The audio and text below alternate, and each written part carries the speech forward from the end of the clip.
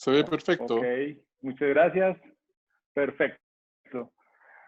No, muchísimas gracias por la invitación. Realmente es un honor y es un placer estar con todo este gran grupo de profesionales.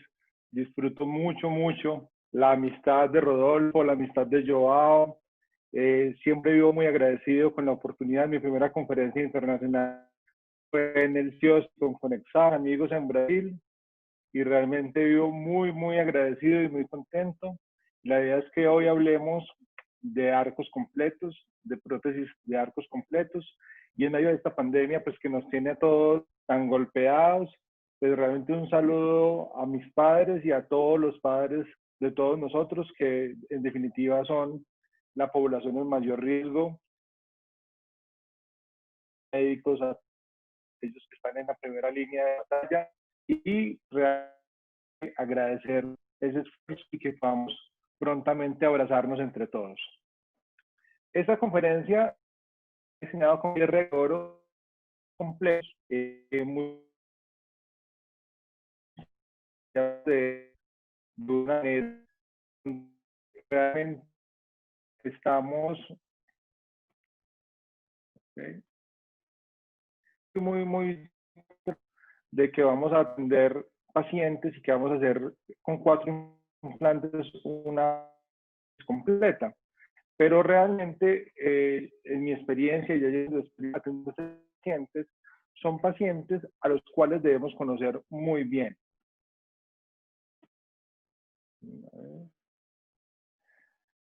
Entonces, la primera regla es conocer a tu paciente. ¿Por qué? Porque la mayoría de los pacientes que estamos mirando en este tipo de casos son pacientes que son muy mayores. Son pacientes que de hecho podrían estar en riesgo por el COVID-19. Que es importante conocer el sexo del paciente. ¿Por qué? El 80% de las personas que van a mi consulta son mujeres y el otro 20% son hombres. Las mujeres son más valientes, las mujeres les importa más, las mujeres quieren mayor calidad de vida. Una segunda pregunta es ¿cuál es su motivación? O sea, realmente la motivación del paciente es muy importante. Me llegan muchos pacientes con los hijos y los hijos son los que quieren darle esa calidad de vida al paciente y finalmente la señora no está interesada o el señor en cambiarse su prótesis, está feliz con su prótesis total y no quiere cambiar la prótesis. Entonces, ese paciente yo lo determino o que debo de motivarlo más o que definitivamente no es un paciente que sea candidato para hacerse una prótesis de arco completo.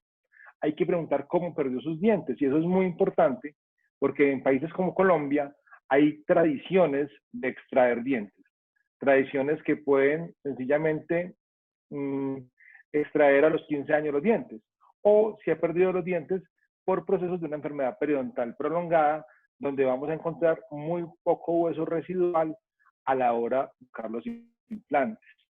¿Qué de importancia tiene? Si es un paciente diabético, un paciente fumador, si es un paciente bifosfonatronatos, que nos pasa mucho con las señoras que llegan y ya están bajo esa medicación y los médicos no les han advertido las consecuencias tan desastrosas que puede tener como una osteonecrosis de los maxilares. ¿Cuáles son las expectativas que el paciente tiene? Y eso es muy importante porque muchas veces los pacientes llevan años y años utilizando prótesis completas, prótesis totales y quieren tener dientes fijos, pero a veces o en ocasiones no les sabemos decir o explicar que la prótesis de arco completo no tiene, por ejemplo, soporte labial, y eso lo vamos a ver más adelante. Es un paciente que vive en tu país o que viaja a hacerse los tratamientos. Eso es muy importante. Por ejemplo, en Colombia llegan muchos pacientes de Estados Unidos a realizarse tratamientos de implantes y en ocasiones no quieren contar que son extranjeros. Es muy importante porque pueden que necesiten un solo viaje o 3 viajes en diferentes periodos de tiempo. ¿Cómo es el paciente en lo anímico? Es un paciente depresivo, es un paciente alegre, es un paciente colaborador, es un paciente que nos va a traer problemas por falta de química con el odontólogo. Es muy importante evaluar ese tipo de comportamiento para saber de qué manera nos acercamos a esa parte psicológica y emotiva del paciente. Es candidato a sedación. Yo hago muchísimos casos de sedación intravenosa en mi consultorio para este tipo de cirugías porque igual el paciente está más tranquilo, el paciente no siente dolor, el paciente despierta y ya tiene los implantes, y así muchos de esos casos los manejemos con anestesia infiltrativa, pues realmente cuando lo hacemos con sedación intravenosa, que en Colombia la hacen los anestesiólogos van al consultorio, van a la clínica, podemos prestar un muy buen servicio y sencillamente el paciente cancela aparte el procedimiento de sedación. La regla de oro número 2 es, primero que todo, saber cuál es el estado óseo del paciente, y eso nos va a definir las etapas quirúrgicas y el tiempo de tratamiento, ¿sí? A mí me encanta esta clasificación de Mitch y Judy, porque es una clasificación que no solamente incorpora la altura, sino que incorpora la pérdida horizontal de hueso. ¿Y por qué es tan importante eso? Porque necesitamos saber si este paciente puede llevar implantes, por ejemplo en la mandíbula, en la parte de la premaxila o en el maxilar, y si necesita además tratamientos de regeneración ósea. Además, debemos de tener un profundo conocimiento de las estructuras anatómicas, y aunque esto parezca muy raro que lo hable un cirujano, pero en muchas ocasiones vemos personas que están metiendo implantes en lugares donde no se deben poner implantes. A mí principalmente lo que más me molesta o más me preocupa es el nervio mentoniano. ¿Por qué? Porque así en los consentimientos que nosotros hacemos esté claro que las parestesias del mentoniano son un riesgo quirúrgico, el paciente así lo entienda y así quede con la mejor rehabilitación del mundo, nunca va a olvidar que su labio está anestesiado o que tiene una sensación diferente. Sé que hace parte de los riesgos de las cirugías, pero en mi caso y en mi clínica intentamos minimizar al mínimo los riesgos de parestesias del mentoniano. ¿Y cómo lo hacemos? En casos donde generalmente nos llegan casos demasiado atróficos, casos donde tenemos muy poco hueso, pero siempre sabemos que en la premaxila, entre los dos agujeros mentonianos, siempre vamos a encontrar disponibilidad ósea. Pero, por ejemplo, este caso, donde los agujeros mentonianos estaban supremamente expuestos hacia oclusal, teníamos que planear muy bien cómo hacer el colgajo para que con la incisión y con el bisturí no afectáramos la sensibilidad de sus nervios. Lo que hicimos fue que empezamos al contrario, de la línea media hacia los lados, hicimos incisiones y fuimos disecando y levantando el colgajo mucoperióstico para poder finalmente, y con una muy buena planeación de la tomografía, colocar nuestros implantes. ¿Sí? ¿Por qué? Porque no solamente es el agujero mentoniano, tenemos que tener en cuenta ese bucle anterior del nervio, que es uno de los mayores problemas y de las mayores complicaciones, porque el cirujano tiene muy en cuenta la salida del foramen, pero se le olvida que el nervio está haciendo un bucle anterior de aproximadamente 3 o 4 milímetros, y que ahí es donde podemos pillar el nervio y dejar una parestesia o una anestesia del nervio mentoniano. Y aquí traigo un tip de mi profesor Alberto Salgado, que a mí personalmente me cambió mucho mi práctica cuando empezamos a hacer un pequeño punto con la fresa piloto sobre el foramen del nervio mentoniano. Entonces nos permitía que en medio de la cirugía sabíamos exactamente dónde estaba esa estructura anatómica, por si queríamos colocar un implante angulado o si queríamos colocar un implante recto. La regla de oro número 4 es que tenemos que evaluar que estos pacientes, sobre todo los pacientes que son muy mayores, tienen atrofias muy severas. Y aunque estamos claros que el All-on-4 es una muy buena técnica, donde con 4 implantes podemos sortear muchos de los accidentes anatómicos, pues en muchos casos necesitamos hacer cirugías de regeneración ósea para poder lograr una buena colocación de implantes posteriores. Porque en ocasiones la altura puede ser suficiente, más no el grosor del hueso. En ese caso, necesitamos hacer casos como este, donde tenemos regeneraciones horizontales, que necesitamos mejorar el volumen óseo, y estamos en estos momentos utilizando una técnica que se llama una técnica de tenting pole, donde estamos utilizando tornillos de osteosíntesis especiales con cabezas más amplias para poder crear ese manejo del espacio crítico y que los biomateriales que colocamos estén a salvo, que estén sin estar comprometidos por una constricción o una presión, y lo que hacemos es que levantamos colgajos muy amplios con muy buen vuelo, tomamos hueso por fresado biológico, y aquí vemos cómo un tornillo de biosíntesis de cabeza ancha nos va a permitir crear y manejar el espacio crítico en los implantes, ¿sí? Eso lo llevamos a la boca, lo atornillamos, y aunque también podríamos utilizar membranas de teflón reforzadas con titanio, pero realmente esta técnica conjugada con una membrana de colágeno no va a tener tantas complicaciones como las que el doctor Pierre Gallo y el doctor Urban han estado reportando en la literatura de exposición de la membrana, de contaminación del injerto, todo lo que tiene que ver con problemas de esa membrana de titanio y de teflón. Entonces, finalmente, esta es una técnica un poquito más biológica, donde estos tornillos nos van a crear un espacio, van a mantener espacio crítico, y sencillamente podemos regenerar con el seno injerto mezclado con autólogo y membranas de PRF más una membrana de colágeno, chinchetas y suturamos. Otra cosa muy importante que al principio de mi carrera me tenía con muchas preocupaciones es el seno maxilar.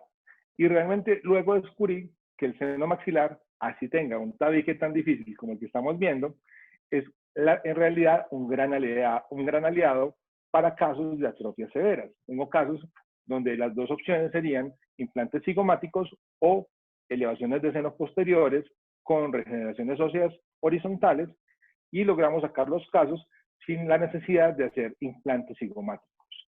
Para mí el implante cigomático es una muy buena opción. Conexado tiene un kit y unos implantes cigomáticos bastante buenos, pero realmente en mi práctica clínica es la última opción. Es como decir el as bajo la manga que en algún momento tengamos que utilizar. En este caso hicimos una elevación de seno y utilizamos una membrana cortical para crear al mismo tiempo una regeneración horizontal guiada. Eso lo cubrimos luego con una membrana de colágeno y sencillamente se sutura.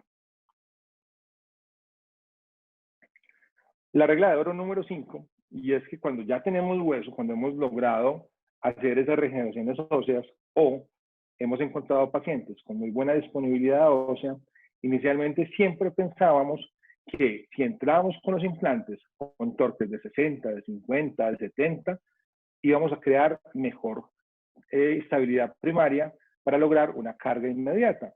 Resulta que finalmente esto no es cierto, porque los torques superiores a 35 newtons lo único que logran es crear problemas de reabsorción ósea. ¿Sí? Entonces vemos este caso, un caso donde teníamos dientes inferiores y queríamos hacer una prótesis de arco completo. Extrajimos los dientes y cuando yo utilizaba los servicios de un amigo cirujano, y a él le encantaba entrar con implantes a 60, a 70.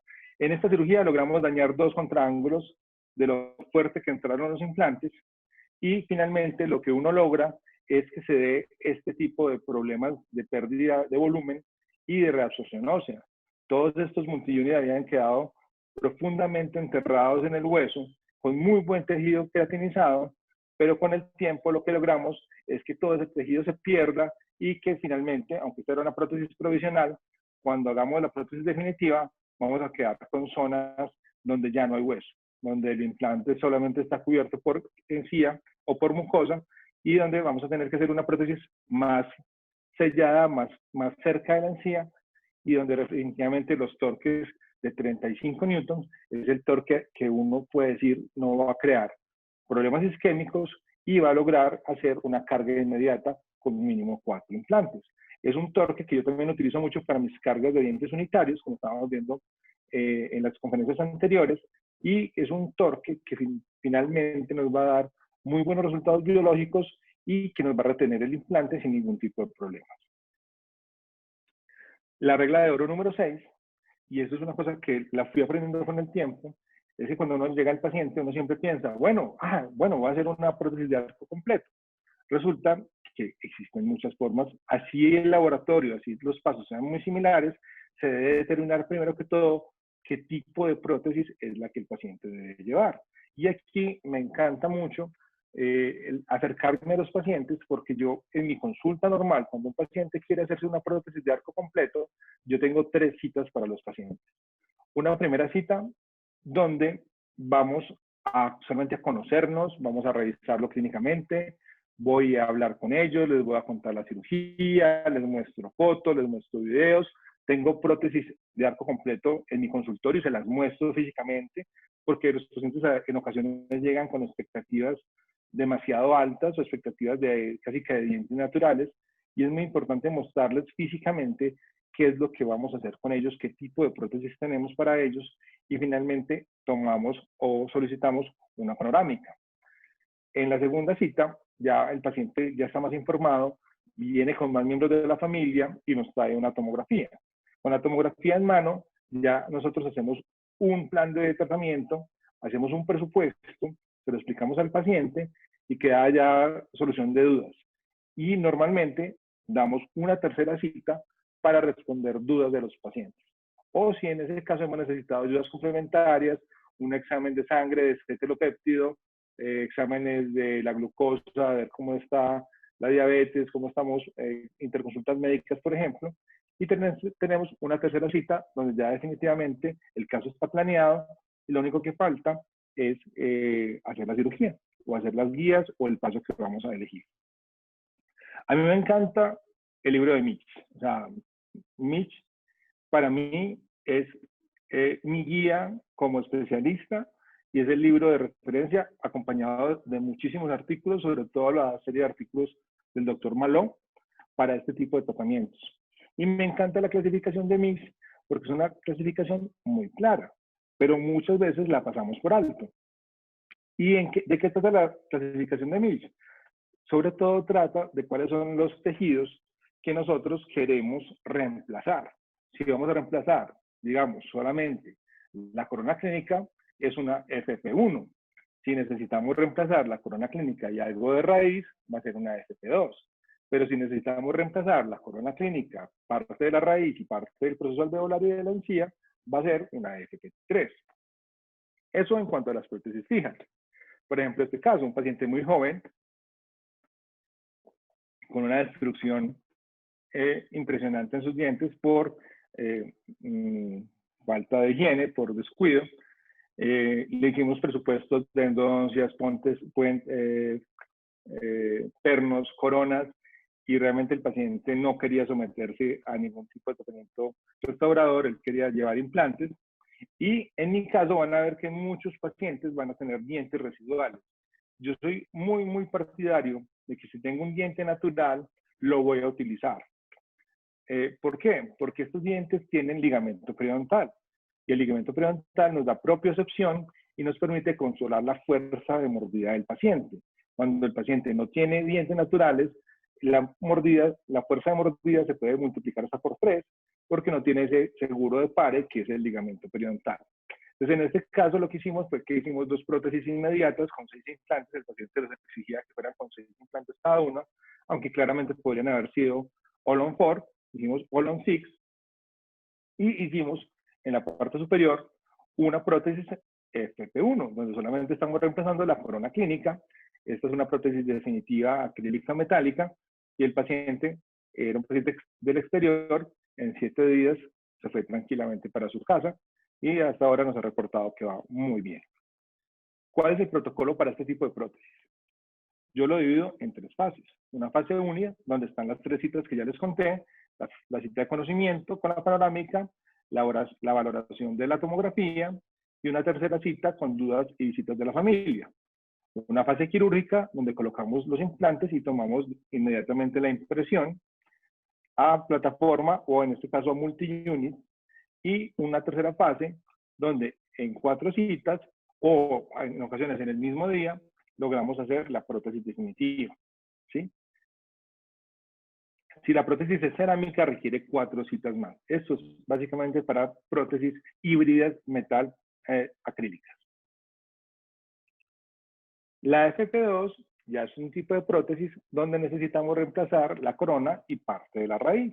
En este caso, es una paciente, ella amaba su prótesis superior, no quería cambiársela y curiosamente quería los dientes que tuvieran rotaciones, que fueran dientes desiguales, que fueran lo más naturales posibles. Realmente en la parte inferior solo nos quedaban estas 3 raíces. Hicimos la cirugía, extrajimos los dientes, le colocamos 5 implantes y le hicimos unos provisionales en PMNA para hacer una carga inmediata. Entonces, como pueden ver, estamos reemplazando la corona y parte de la raíz. Luego, cuando ya hicimos la prótesis definitiva, que hicimos la barra CAD/CAM, el laboratorista pues agregó un poquito de encía para que no se vieran tan largos los dientes. Este tipo de prótesis es un paciente que ya no tiene tanta disponibilidad ósea, que ya en algunos casos tenemos que hacer regeneraciones horizontales, donde finalmente podemos hacer una fase diagnóstica, como la que hemos hablado, una fase quirúrgica, donde primero vamos a colocar implantes y hacer una regeneración ósea, podemos hacer carga inmediata si queremos, y una segunda fase, donde podemos hacer un destape de implantes, o donde sencillamente a los 6 meses vamos a hacer la prótesis definitiva. La prótesis definitiva ya tiene 5 citas, donde vamos a tomar la impresión definitiva, una prueba de rodete y barra, una prueba de enfilado, la instalación de la prótesis y el sello de la chimenea. Obviamente, si es cerámica, requiere 4 citas más. Y finalmente, vamos a encontrar una prótesis fija FP3, donde necesitamos reemplazar la corona clínica, parte de la raíz y parte del proceso alveolar. Este es el caso de un paciente que vino desde Panamá y le hicimos 2 All-on-4, un All-on-4 superior, un All-on-4 inferior. Al ser diciembre, no teníamos nuestro laboratorio de elección abierto y lo que hicimos fue que hicimos 2 prótesis totales y las capturamos, las reforzamos con metal y el paciente se fue tranquilamente. El paciente regresa y va a hacerse finalmente la prótesis definitiva. En este caso, podríamos hablar que se necesita la fase diagnóstica inicial, una fase quirúrgica, donde puede haber una regeneración ósea previa, porque estamos ya reemplazando muchos tejidos del proceso alveolar, una colocación de implantes a los 6 meses y una fase quirúrgica de destape de implantes. Y finalmente las mismas 5 citas donde estamos haciendo la prótesis definitiva. Pero siempre hablamos de arcos completos y todos queremos hacer prótesis fijas. ¿Qué pasa? Que ya cuando entramos a la RP4, que es prótesis removible, estamos hablando de sobredentaduras que están totalmente implantes soportadas y no tienen nada de soporte en tejidos blandos. En este caso tenemos una barra de Hader donde la prótesis está solamente soportada por la barra y no tenemos apoyo mucoso. ¿Por qué es importante en ocasiones irse, así sea con 4 implantes, por una prótesis de esta? La respuesta es muy clara. Este tipo de prótesis brinda soporte labial, cosa que la prótesis fija no hace. Y es muy, muy importante. Y es la diferencia entre un tratamiento efectivo y un tratamiento que puede fracasar por la falta del soporte labial. Y finalmente está la RP5 en la clasificación de MIS, que es una prótesis removible donde está retenida por implantes, y estos son implantes de Conexão, y tenemos unos pilares de bola, pero el soporte también es mucoso. Entonces se soporta mucoso, pero se retiene por implante. Eso hace que el paciente pues, tenga un soporte mucoso y que tengamos de pronto menos costos que al realizar una barra, la cual es igual de costosa que una barra para realizarla en una prótesis quirúrgica. ¿Sí? Pero claro, tenemos claro que la prótesis de arco completo tiene muchas ventajas sobre la removible. La primera es el aumento de la fuerza masticatoria, en la cual hay que tener cuidado porque los pacientes aumentan esa fuerza masticatoria y pueden dañar las prótesis. El paciente queda súper satisfecho porque recupera calidad de vida, va a tener mayor seguridad psicológica, mayor fortaleza, se va a sentir más seguro, va a tener menos comida atrapada, aunque en este caso debemos valorar también la habilidad del paciente para poderse hacer higiene oral y también es una causa de elegir una prótesis removible. Pacientes que no tienen movilidad o que de pronto todavía tienen problemas para utilizar un enhebrador o un cepillo interproximal, deben ser candidatos para una prótesis removible. Se requiere menos mantenimiento, no hay que estar cambiando nylon, no hay que estar cambiando broches, se dañan mucho menos, dura mucho más, puede tener la sobredentadura, sobre todo la removible número 4, por el costo de la barra puede ser muy costosa, y realmente son totalmente implantes soportados. O sea, tenemos muchas diferencias. Y en este cuadro de MIS me interesa mucho, sobre todo, saber cuál es el tamaño oclusal vertical que se debe tener, el espacio protésico. Porque cuando es una prótesis híbrida, acrílica metálica, mínimo tenemos que tener 15 milímetros. Y es algo que muchas veces se nos olvida mirar los odontólogos. Hay que utilizar el compás de Willis y medir esa dimensión vertical. Y si es necesario hacer osteoplastias muy grandes, hay que hacerlas para que no tengamos problemas con el espacio protésico ni con las líneas de transición. Por eso, la regla de oro número 7 es que las ganas de dientes fijos no nos dejen sin soporte labial. Y como les decía ahorita, es muy importante porque un paciente como esta señora que ha tenido prótesis total durante más de 20 años, tenemos que hacer pruebas y duplicar la prótesis y quitarle el flanco vestibular. Y mostrarle a ella cómo se ve con el flanco y cómo se ve sin el flanco, para que el paciente no se lleve una sorpresa cuando vea la prótesis terminada y le falte ese volumen en el labio, vea sus surcos nasogenianos más marcados y vea que su cara, aunque tiene dientes fijos, se ve diferente. Y sobre todo que se vea antiestética. También es muy importante tomar fotos de perfil con la prótesis con flanco y con la prótesis sin flanco, porque como pueden ver la prótesis pues llega hasta la encía, pero la prótesis no nos está soportando el labio. ¿Sí? Entonces es muy importante que se vea cómo se ve el paciente con la prótesis total y cómo se va a ver con la prótesis de arco completo que no tiene flanco. Esta es un punto súper importante y que puede definir si el tratamiento es fijo o es removible, porque si requerimos del soporte labial, obligatoriamente debe ser una prótesis removible sobre implantes. La regla de oro número 8 es sonríe y haz sonreír a tu paciente. Porque otro error que se puede cometer, sobre todo al principio, cuando estamos empezando a trabajar prótesis de arco completo, es que se nos olvide la línea de transición. ¿Y cuál es la línea de transición? Es esa línea que está entre la prótesis y la encía del paciente. Y lo que no queremos es que esa línea de transición, que es verde, se vea por debajo de la línea de la sonrisa. ¿Sí? Por ejemplo, en este caso tenemos una prótesis híbrida donde la zona de transición está muy abajo, la paciente tiene una sonrisa baja y no tenemos ningún problema estético. En este otro caso tampoco tenemos problemas.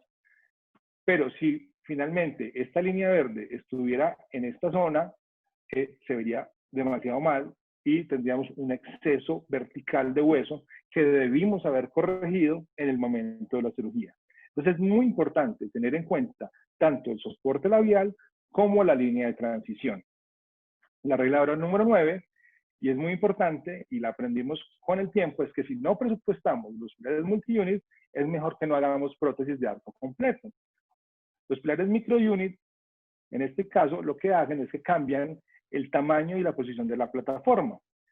Conexao es una marca que se da el lujo de tener dos diferentes sistemas. Tiene el sistema micro-unit, el cual puede ser sólido o indexado, y tenemos también el estético. Ambos son pilares de transición que nos ayudan no solamente a sacar la plataforma de los implantes, sino que nos ayudan a corregir angulaciones. ¿Para qué? Para mejorar la vía de inserción. La vía de inserción de los implantes, sobre todo inicialmente, cuando los odontólogos colocan implantes un poco torcidos, sin cirugía guiada, o pues que están iniciando su carrera, puede que el paralelismo que manejan no sea el mejor. Entonces, ¿qué hace el microunit? El microunit toma una situación tan inconveniente como esta, donde definitivamente los implantes todos tienen diferentes direcciones y por medio de sus angulaciones pueden darnos un paralelismo. Al mejorar esa vía de inserción, vamos a lograr pasividad. Y si tenemos pasividad, tenemos menos tensión. Y recordemos que los implantes dentales soportan muy bien la compresión que se da en sentido axial al masticar, pero no soportan la tensión. Y si finalmente no utilizamos los pilares y hacemos prótesis que van directamente a la plataforma, cuando la estamos atornillando, sentimos como esos tornillos entran con mucha fricción. Y finalmente esa fricción es tensión.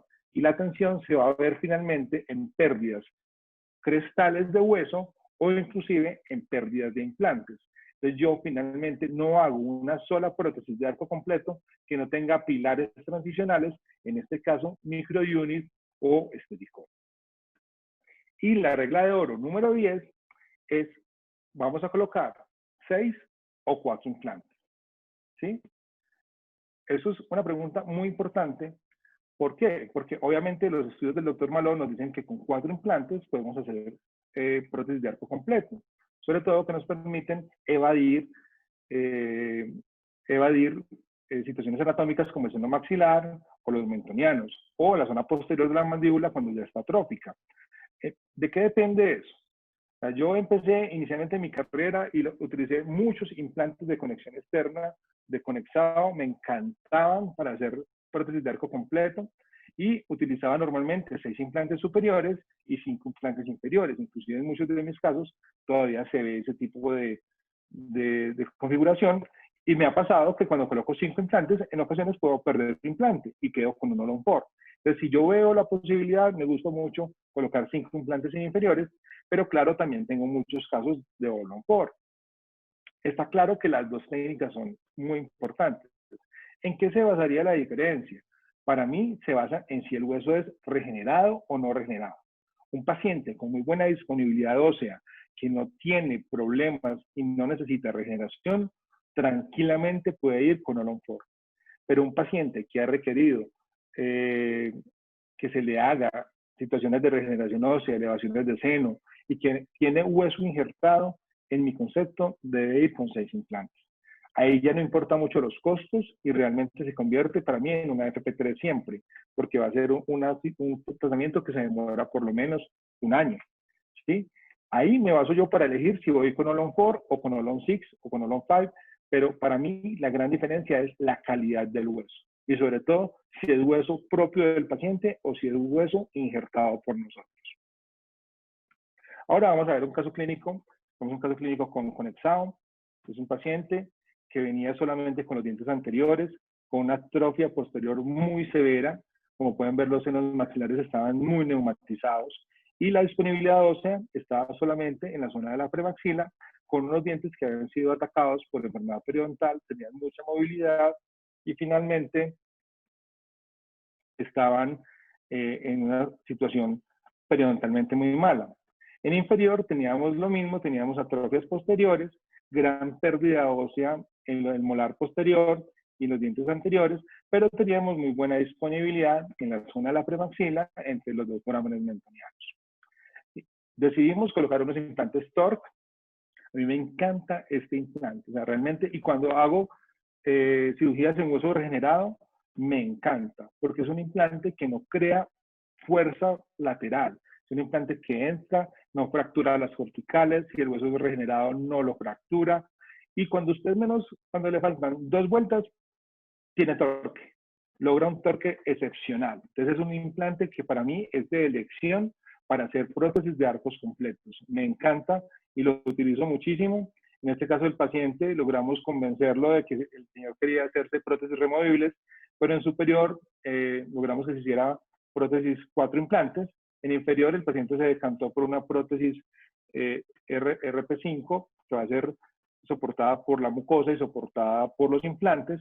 Realmente tenía mucha capacidad ósea, pero tenía poca capacidad económica, entonces decidimos hacer este esquema para en el futuro colocar un implante acá, otro implante acá y pasarlo en 1 o 2 años a una prótesis fija.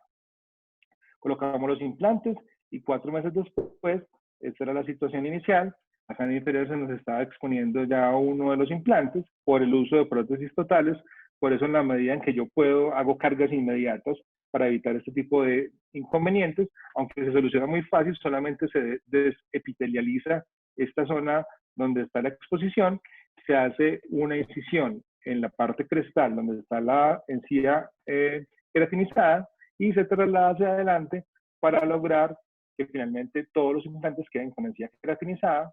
Tomamos las impresiones, hicimos las citas y logramos hacer 2 prótesis, entonces será una prótesis fija superior y una prótesis removible inferior.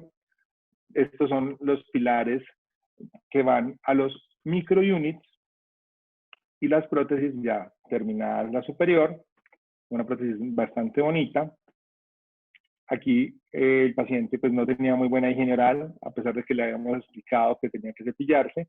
Llegó de esta manera, entonces es muy importante la encía queratinizada, mantener esa banda de encía queratinizada que nos ayuda mucho con pacientes que tienen una higiene regular. Limpiamos los pilares.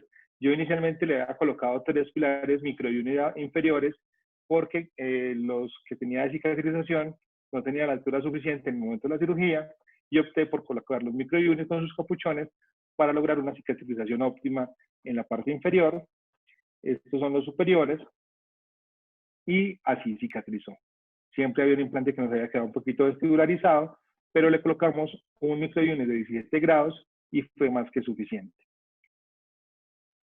Ya con la prótesis terminada, lo único que quedaba era probarla y atornillarla. Realmente yo disfruto mucho esta cita. O sea, esta cita para mí es encantadora. El paciente sí tiene que acostumbrarse de pronto a la parte posterior en el paladar para una nueva dicción, para hablar, toda esa parte inicial. Y obviamente, como yo tengo que articular la prótesis inferior, entonces primero instalé la superior. En la inferior, sencillamente hicimos una prótesis total convencional, a la cual pues le pedimos al laboratorio que nos abocardara o nos hiciera unos agujeros a la altura de los implantes. Y en boca retiramos los pilares microunit, colocamos pilares de bola en su posición. Esos pilares a mí me encantan. Yo sé que hay sistemas de nylon un poquito más fuertes, pero los pilares de bola para pacientes que no tienen mucha habilidad manual son espectaculares. O sea, realmente de pronto la retención es intermedia, pero la maniobrabilidad y la facilidad para el paciente es espectacular. Colocamos los capuchones. A mí me encanta colocar estos nylon blancos para proteger la parte inferior del pilar. La capturamos y finalmente quedó así. Quedó con una prótesis fija superior y una prótesis removible inferior. ¿Sí?